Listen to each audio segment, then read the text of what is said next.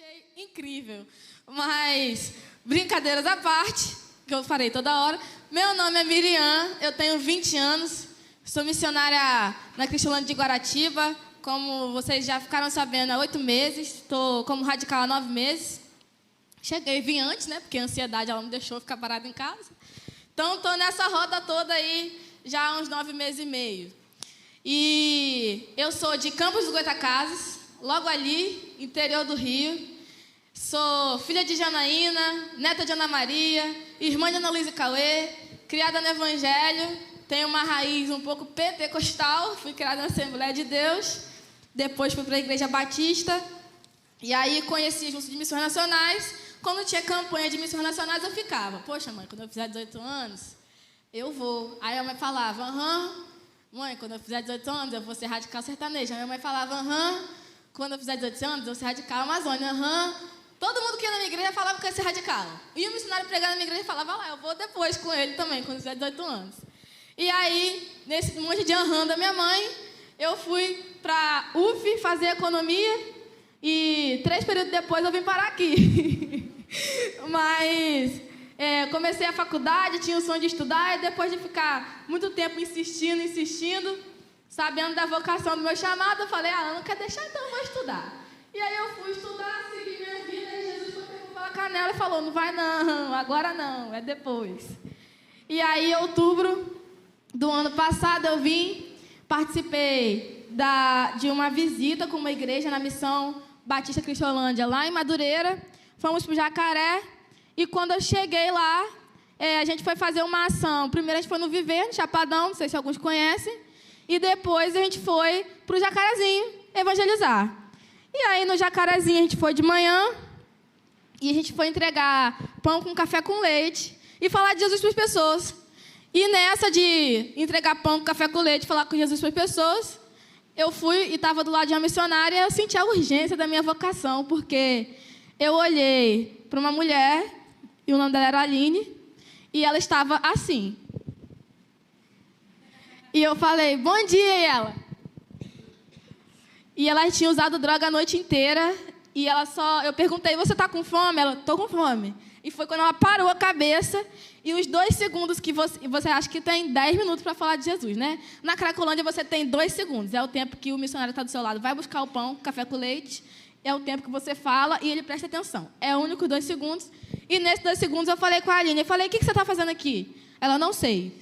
Eu falei, mas por que você é droga? Ela, não sei. Minha filha, você quer um pão? E a missionária que vai buscar o pão, ela enrola o máximo que dá, né, para te ajudar.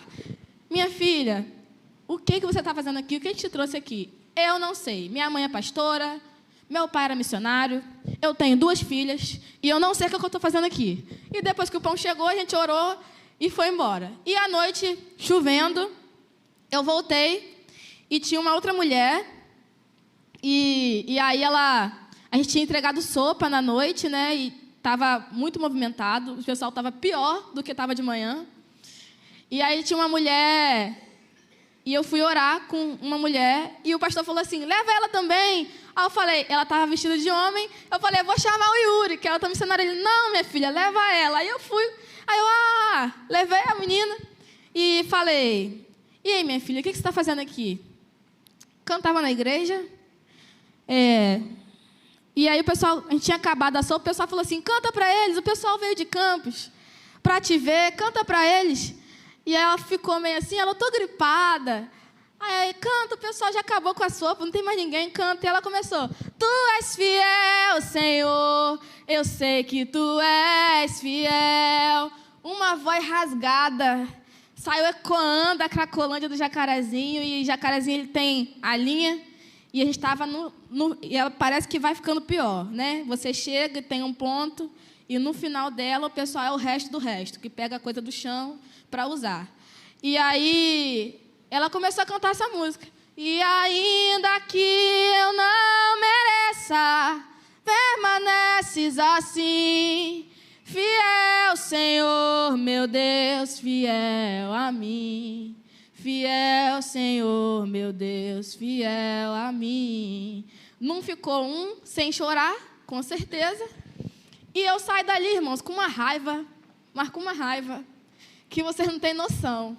Mas raiva de quê, Miriam? Irmãos, eu estava na minha igreja, linda, plena, confortável, fazendo minha faculdade, trabalhando no meu salão. E ela estava ali usando droga. Por quê? Se na estatística a gente tem, e eu vou fazer essa pesquisa aqui, não é para envergonhar a menina, não. Quantas de vocês já passaram por um banco de igreja? Levanta a mão. De 10, são 10. De 9, são 9. A estatística de 2016 fala que 89% da Cristolândia, do dependente químico em tratamento, já passou por um banco de igreja. Somos 2 milhões de batistas, 2 milhões de usuários de droga no país. E se você carregasse 5 não precisariam carregar 12. Nossa equipe hoje tem 5. Se você carregasse a equipe de Campo Grande hoje carrega 40. E aí, nós agradecemos a Deus, porque a igreja do Senhor, ela não parou, como o irmão ministrou aqui. A igreja do Senhor, ela não instalou a realidade. E eu agradeço a Deus porque essa igreja é a resposta da minha oração.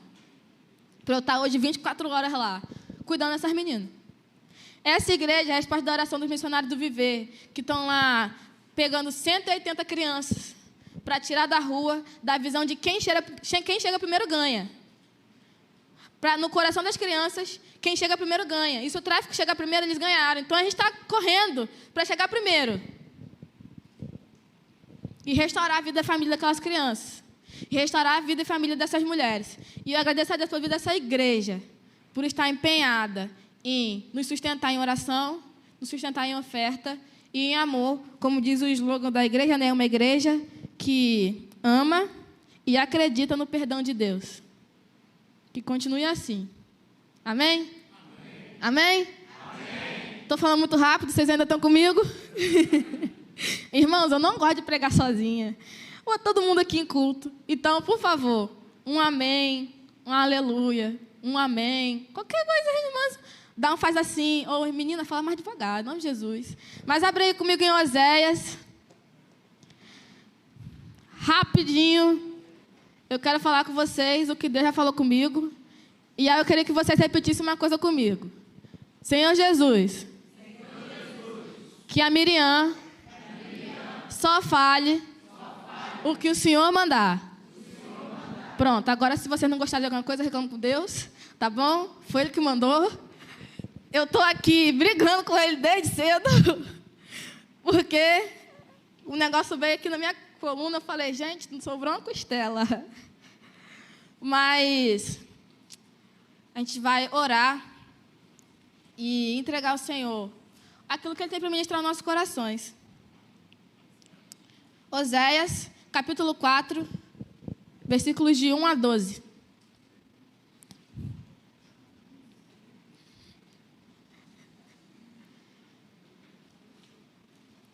As meninas estão rindo porque elas perguntaram se hoje ia ser a mulher do fluxo de sangue de novo.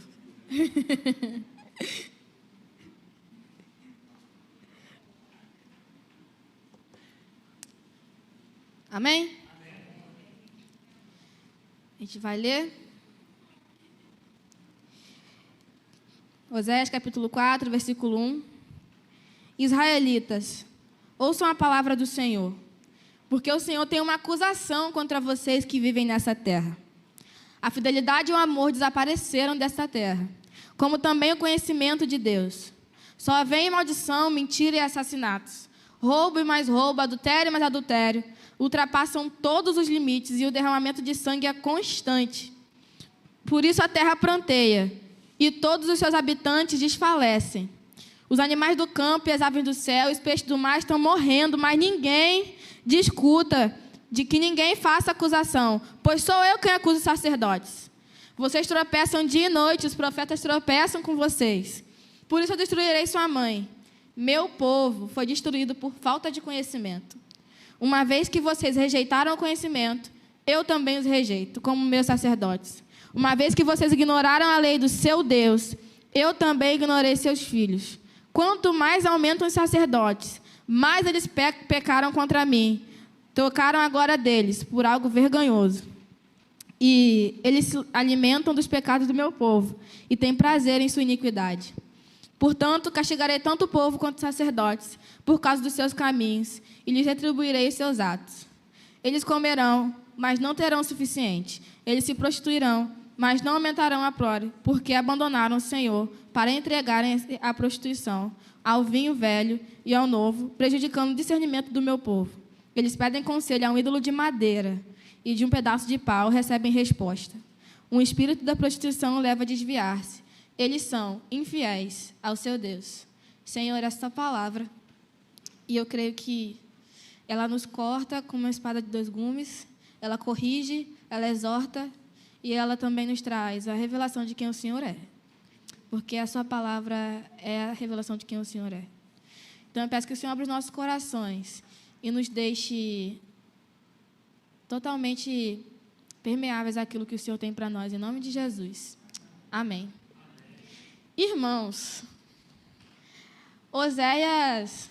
E aí, pastor, o senhor pode me corrigir, viu? Que eu sou uma senhora de 20 anos, e aí o senhor pode me ajudar. Mas os 3 primeiros capítulos de Oséias, eles falam sobre a vida de Oséias. E eu poderia dizer facilmente que esse livro, talvez mais do que qualquer livro do Velho Testamento, ele mostra, expõe o coração de Deus sobre a gente. Ele expõe a paternidade, o amor. E aí, Oséias vive no próprio casamento o que Deus estava passando com o seu povo. E uma vez a gente estava falando sobre o fruto do Espírito, a gente já está fechando, né? Falta só o domínio próprio. Mas quando a gente começou com o amor, eu falei com as duas coisas. O primeiro, que o amor é uma escolha. E o segundo, que o amor é uma pessoa. A gente não nasce sabendo amar alguém. E a gente não nasce achando que o amor é um sentimento. Porque nem toda mãe escolhe amar seu filho. E nem eu escolho amar elas todo dia. Hoje eu escolho, graças a Deus, que o Senhor me deu essa missão. Todo dia. Mas o livro de Oséias mostra isso. Gomer foi e o Senhor fez Oséias se apaixonar por ela, resgatar, acolher, amar, tirar as feridas, limpar. E ela faz o quê? Volta para o lixo, para a lama. E aí Oséias vai de novo.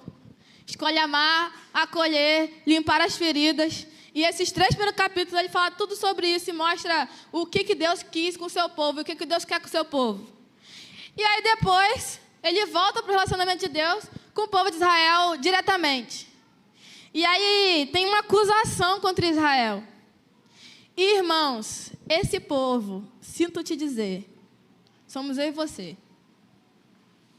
E nada é novo, como diz Salomão. Nada é novo sobre o sol. A gente continua com as pessoas sem fidelidade e amor.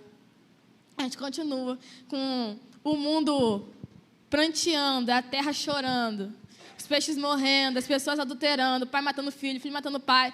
E aí, numa campanha de missões nacionais, você fica assim, eu tô fazendo isso pra quê? Se eu tô enxugando gelo, se isso continua? Mas o que Deus falou no meu coração é que nos falta algo. E toda falta resulta em um excesso. Nos falta algo. Como povo, como ser humano, nos falta algo. E toda falta resulta em excesso. E em todas as outras pregações, durante a campanha, eu falei sobre os encontros com Jesus. E que todo ser humano tem um buraco dentro dele, que se chama necessidade de Cristo. Isso se complementa porque a gente tem uma palavra-chave nesse texto chamada conhecimento. E esse texto é conhecido por causa disso, né? O povo perece por falta de conhecimento, o povo perece pela ignorância, o povo perece... E você já deve ter ouvido isso muitas vezes. Mas esse conhecimento aqui, ele não é conhecimento de eu sei sobre Deus. Mas é o conhecimento de eu reconheço quem Deus é, a autoridade dele e a aliança dele na minha vida. E era isso que faltava para o povo naquele momento. É isso que falta para o nosso povo hoje. O que falta no Brasil é as pessoas reconhecerem quem Deus é e a autoridade dele sobre a nossa vida, sobre os nossos atos, E quem Ele quer ser para Israel? Quem Ele quer ser para o seu povo? Porque a graça de Deus se manifestou salvadora a todos os homens. E agora não mais só Israel, porque não existe mais grego ou cita, não existe mais escravo ou livre. Cristo é tudo e está em todos. E aí, quando a gente entra nisso, e a gente vê a falta de fidelidade do povo, a falta de amor, a falta de conhecimento, a falta de verdade e principalmente a falta de Deus, não mostra para onde esse povo está caminhando. E quando a gente olha para o nosso vizinho, para o nosso amigo, quando a gente olha para a gente vê para onde a gente está indo, quando nos falta Deus. Quando nos falta dizer que Ele é o caminho, Ele é a verdade, Ele é a vida. Mas essa falta está resultando em excesso de pecado. Porque a gente não diz e não reconhece quem Deus é. E aí, no capítulo 6, como Deus é misericordioso, Ele diz o que a gente tem que fazer. E, na verdade, a gente sabe o que tem que fazer. No capítulo 6, há uma esperança de algo um convite que Deus faz para a gente. Venham, capítulo 6, versículo 1. Venham, voltemos para o Senhor. Ele nos despedaçou, mas nos trará cura. Ele nos feriu, mas sarará nossas feridas. De 2 dias Ele nos livrará, Ele nos dará vida novamente. Ao 3º dia, Ele nos restaurará, para que vivamos em sua presença. Conheçamos o Senhor e esforçamo-nos para conhecê-lo. Tão certo como nasce o sol, Ele aparecerá. Virá para nós como as chuvas de inverno, como as chuvas de primavera que regam a terra. Que posso fazer com você, Efraim? Que posso fazer com você, Judá? Seu amor é como neblina da manhã, como o primeiro orvalho, que logo evapora. Por isso eu os despedacei por meio dos seus profetas. Eu os matei com as palavras da minha boca. Os seus juízos reluziram como relâmpago sobre vocês, pois desejo misericórdia e não sacrifícios, conhecimento de Deus e inveja holocaustos. E a gente tem uma esperança. A primeira coisa é o arrependimento. A gente tem um convite de voltar-se para Deus, a gente tem um convite de voltar ao Senhor e reconhecer que a gente é muito ruim. Ser humano ruim é a gente. Como Cord, Dona Neusimar, minha gestora, a gente chama ela de Cord. Como o Cord disse, pior que arroz de terceira. Chega tudo quebrado, ruim. E a gente vem para cá e conhece a Cristo. Se arrepende genuinamente, porque o povo aqui ainda bateu muita cabeça. Se ler 2 Reis, você vai ver. Não arrependeu de verdade, não. Foi aos pouquinhos. Ele sabia para quem a gente tinha que ir, mas foi no remorso e depois se arrependeu. E aí, a gente vem e começa a ser restaurado pelo Senhor. E hoje de manhã eu falava com as meninas sobre o processo. Ontem a gente recebeu lá no... Eu quero que você dê um glória a Deus, vocês vão dar. Ontem a gente recebeu no projeto um ministério chamado Ministério Edificando por Cartas, que fez uma tarde de pizza. Glória a Deus! Irmãos, pensa no povo que comeu. Elas foram lá ensinar a fazer massa de pizza. A fazer a pizza. Seu Flávio, o senhor perdeu. A fazer a pizza e a comer, né, irmãos? E aí, hoje a gente estava falando de manhã no devocional sobre o processo disso tudo. E aí eu fui dando umas cutucadas, mas a primeira coisa que a gente faz é separar os alimentos. E nosso processo de vida com Deus, ele é assim. A gente chega, a gente quer se organizar. A gente se arrepende, a gente quer organizar tudo, porque está tudo errado. Aí eu estou sem falta de amor, estou sem falta de tudo, irmã. Estou no excesso de tudo. E a gente chega assim. E aí, o arrependimento vai gerando em nós o senso de organização em Deus. Senhor, o que eu preciso mudar? Chega lá assim, missionária, o que a senhora acha? O que eu preciso fazer para mudar? E a gente cria isso em nós. Quando a gente vê que a gente reconhece, a gente se humilha diante de Deus, a gente fala, Senhor, eu não sou nada, Senhor. Se o Senhor não trabalhar aqui, não é ruim.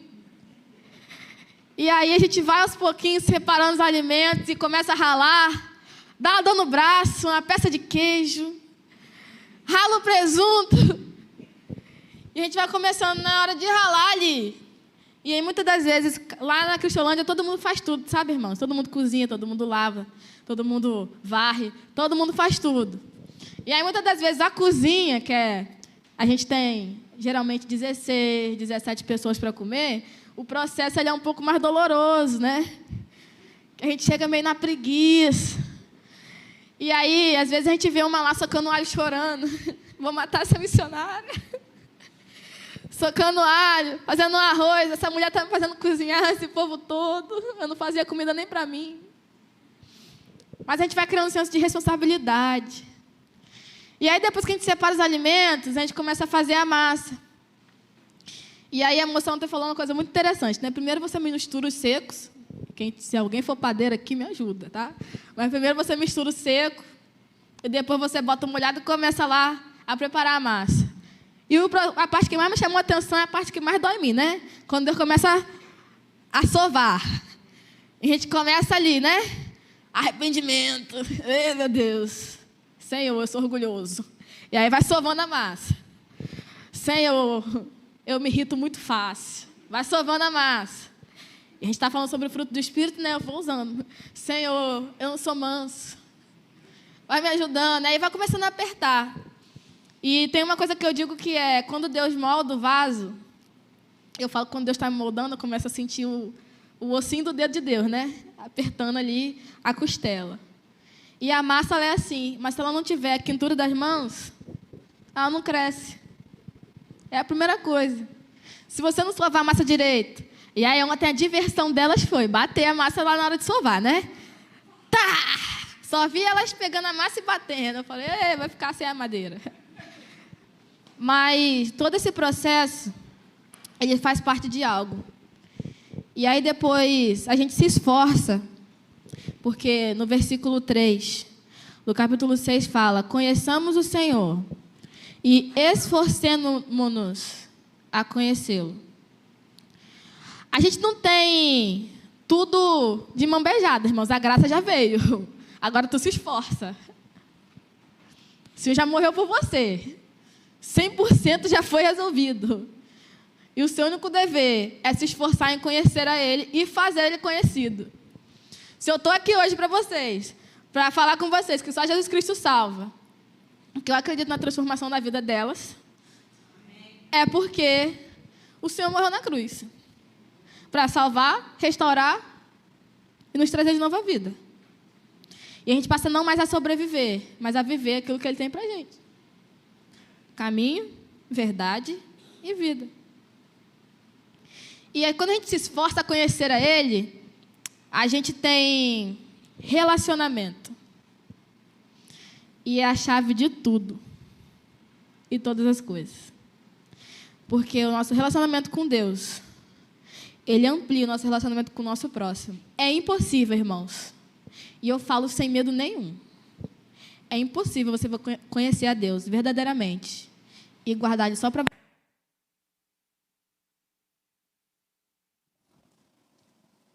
E Deus não habita em coração egoísta.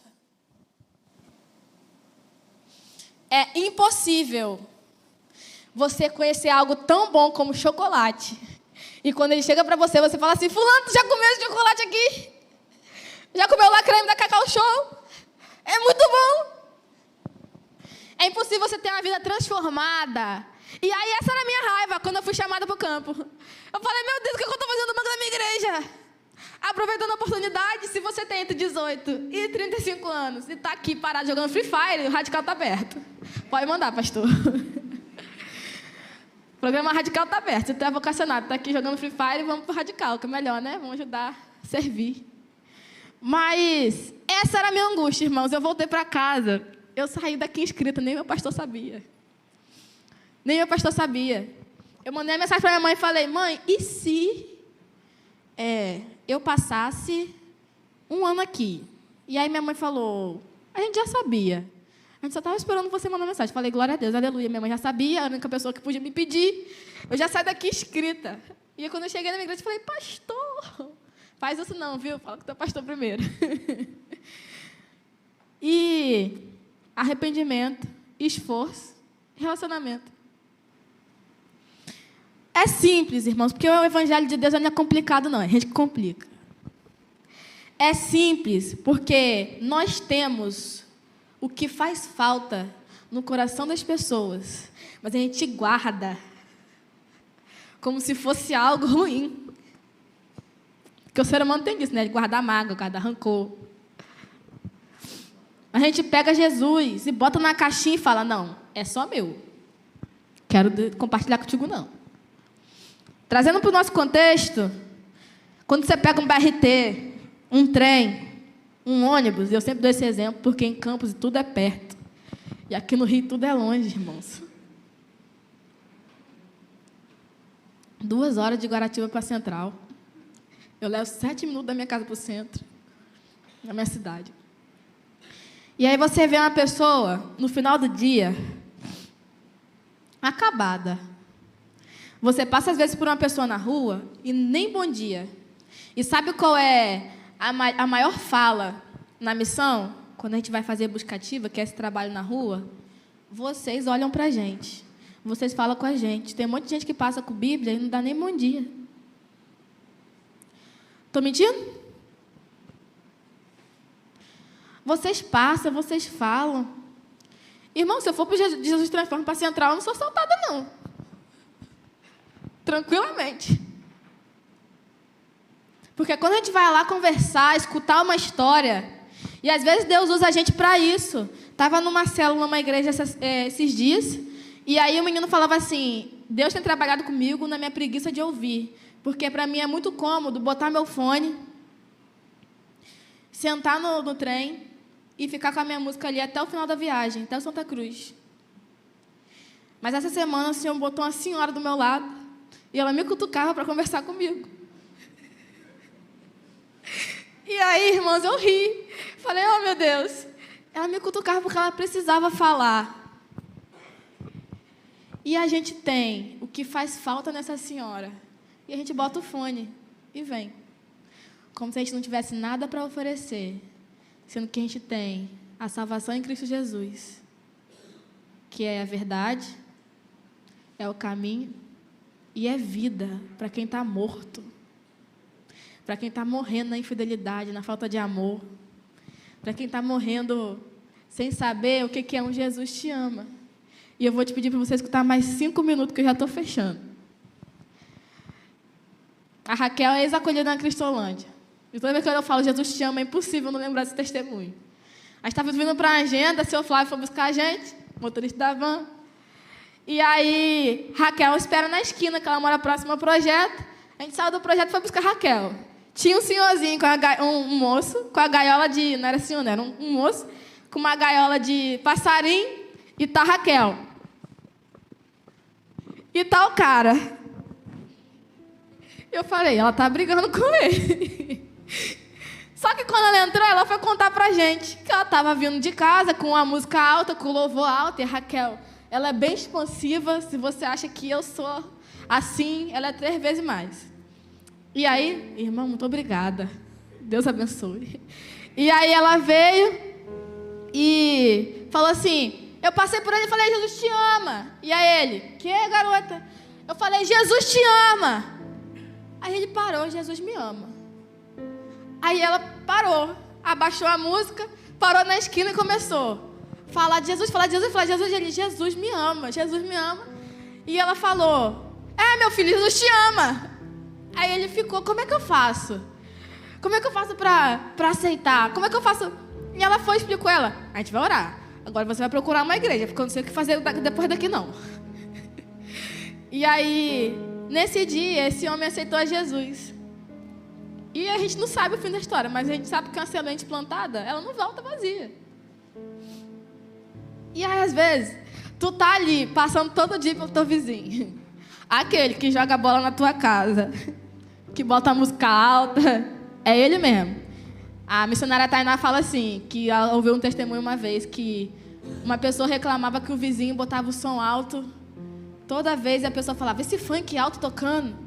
E aí um pastor falou para essa pessoa assim, é o lembrete de que você tem que falar de Jesus para ele, que se o som não tivesse alto, você não ia saber que ele está fora do caminho. Quando a gente olha para as pessoas, irmãos, E aí, é o que diz no último versículo: pois eu desejo misericórdia, não sacrifício, conhecimento de Deus e não holocaustos. É porque é muito difícil para a gente ter misericórdia do próximo. Ele não quer seu sacrifício, não. Ele não quer que você fique vindo aqui todo domingo à noite, não. Se não te informar.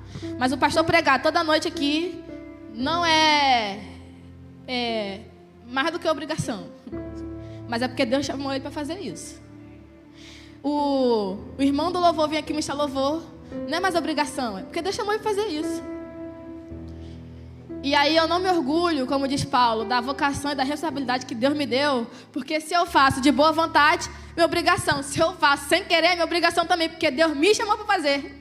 Então, boa sorte com o chamado que Deus te deu, porque Ele te chamou para fazer. E é sua responsabilidade cumprir. E Deus chamou todo mundo para uma responsabilidade só. Ide, pregar o evangelho a toda criatura, batizando em nome do Pai, do Filho, do Espírito Santo, para que todas as pessoas sejam salvas em Jesus. E a gente está aqui achando que sentar no banco da igreja é suficiente. Não é, irmão, sinto te dizer. E eu sinto te dizer também que você está ouvindo isso de uma menina de 20 anos. Porque ele bateu muito em mim também. Antes de chegar, ele chegou aqui. Mas só falar com vocês não adianta. Só escutar aqui hoje. E amanhã botar seu fone de novo no trem. Você vai lembrar de mim quando você andar no transporte público. Não vai adiantar. Se pessoas não se renderem ao Senhor. Eu posso ir para a Cristolândia todo dia. Falar que eu estou cumprindo a minha responsabilidade todo dia. Mas se isso não for para levar pessoas ao Senhor, não vai adiantar. O nosso chamado para o Senhor, com o Senhor hoje é a obediência. Para se arrepender, se esforçar em conhecê-lo e fazer Ele conhecido. E esse relacionamento com Ele ser ampliado para o relacionamento com nossos irmãos.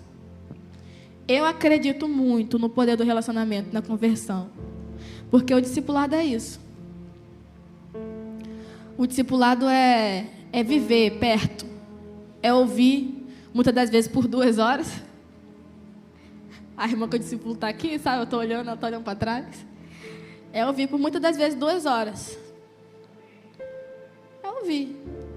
E às vezes você não vai ter nem o que falar mais. Porque às vezes a pessoa só quer falar. Aí Deus usa você ali para ser escuta. E eu digo agora para a minha geração, que quer tudo rápido, tudo... Já vi hoje em dia, não sabe escutar, não. Eu estou falando para mim também. A gente quer sentar, botar o fone e tá tudo feliz, tudo certo. Ou a gente quer fazer tudo rápido. E aí, a gente não quer escutar o avô, a avó. Eu só estou aqui hoje porque minha avó está orando por mim lá. Hoje de manhã eu falei, vó, vou pregar. Abre a intercessão aí, que a senhora é irmã do Coque. Mas não vai adiantar, meu filho, você se trancar no seu telefone e achar que a vida não vive sem gente. A última coisa que Deus me ensina no campo missionário é que depender de Deus é depender de gente. Eu não estaria aqui se não fossem os irmãos. A obra, ela funciona assim, de todas as formas, porque Deus levanta pessoas. Mas hoje, Deus levantou vocês. Deus levantou a irmã Maria da Paz para ficar escutando meus áudios. Deus levantou o pastor para estar aqui conduzindo essa igreja. Deus me levantou hoje para viver integralmente 24 horas lá com essas meninas.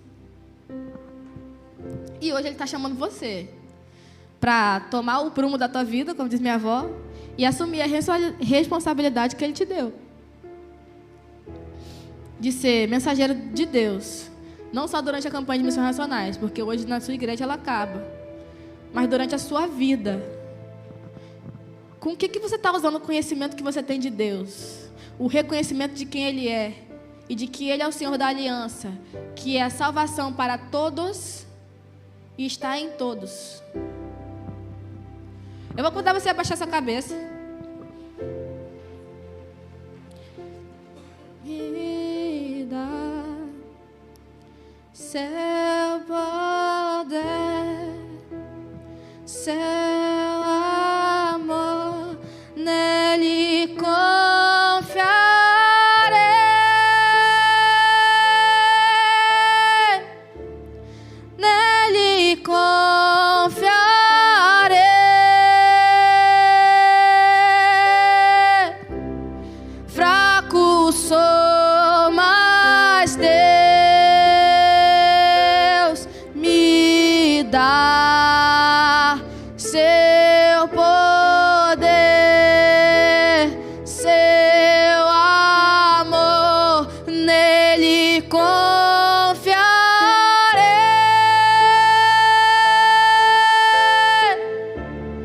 Nele confiarei.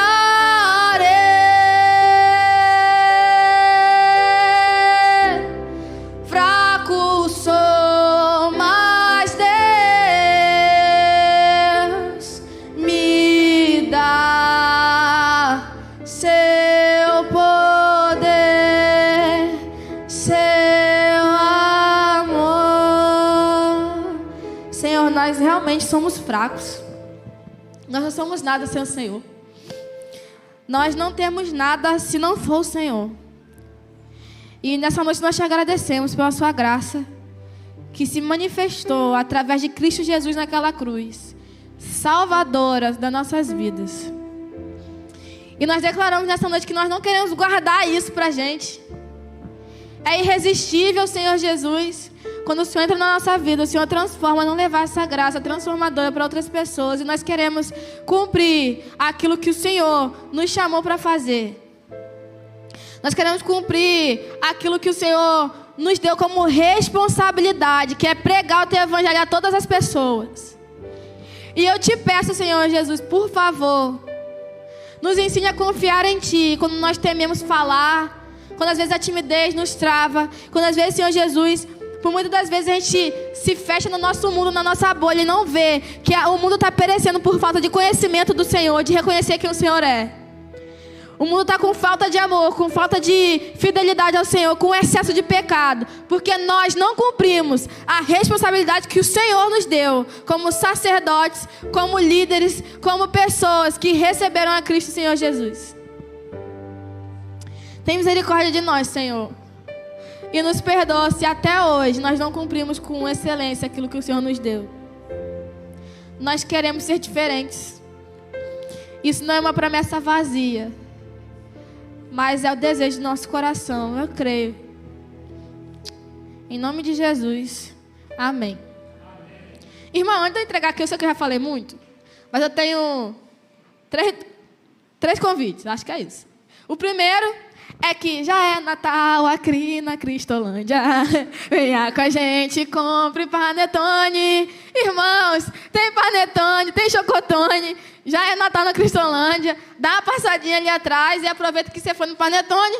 Você vai no nosso bazar, que é um artesanato feito pelas meninas, como laboterapia, elas que fazem. Você abençoa a gente, que a gente tem muita conta para pagar. E você também abençoa a sua esposa, sua irmã. Se você é homem e quer passar ali, leva para casa. Cutuca aí o marido que está aí com ele perto de você, né? A irmã que quiser passar ali também, dá uma olhadinha, comprar. É sempre muito bom. Segundo convite, que eu já falei no meio da pregação, a inscrição para o Radical está aberta. Radical é você doar 1 ano da sua vida para servir integralmente no campo missionário. Então, se você é vocacionado, Miriam, esse negócio aí que você falou do morador de rua, quando eu olho para a cara dele, eu fico meio, eu não sei, dá um negócio aqui dentro de mim, ou quando eu penso na criança de comunidade, dá um negócio aqui, quando eu penso no sertanejo, dá um negócio aqui. É você mesmo que eu estou falando com você, não faz de doido não. Me procura no final, e aí a gente resolve, a gente conversa. Se você ficar com vergonha, pega meu número com a irmã Maria da Paz, e a gente conversa sobre isso. E o pastor vai ter que enviar alguém até janeiro, em nome de Jesus. Mas o último convite é que se você não é radical, e se você também não quer passar ali, eu te convido a me adotar no PAN, porque é a última chance que você tem de contribuir. E aí, eu estou aqui, irmãos, nos meus últimos meses de radical, e estou precisando de PAN. Tem a Josilene, tem a Júlia, tem a Tainá. O PAN é o Programa de Adoção Missionário. Você tira ali R$1 por dia, que o valor mínimo é R$30, para adotar financeiramente a minha vida integral, a minha luz, a minha água, a minha casa, para ajudar na obra do Senhor, para que eu fique 24 horas escutando essas mulheres falando na minha cabeça. Então, você pode fazer parte disso. Se você... Como assim? Se você não pode ofertar, eu também preciso de 52 intercessores. Então, você pode ser meu intercessor. Você me passa o seu número, eu te coloco no meu grupinho. E se você gosta de receber notícia fresquinha do campo missionário, eu presto relatório também todo mês do que eu estou fazendo. Então, Que o Senhor abençoe os irmãos. Pastor, sobe aqui, fica do lado, senão não para de falar, não. Mas que Deus abençoe vocês. Estou muito feliz, porque é uma igreja missionária, é uma igreja que cumpre aquilo que o Senhor tem chamado para fazer. E me perdoem pela surra que Deus me deu. Amém? Amém, filha. Deus te abençoe sua vida.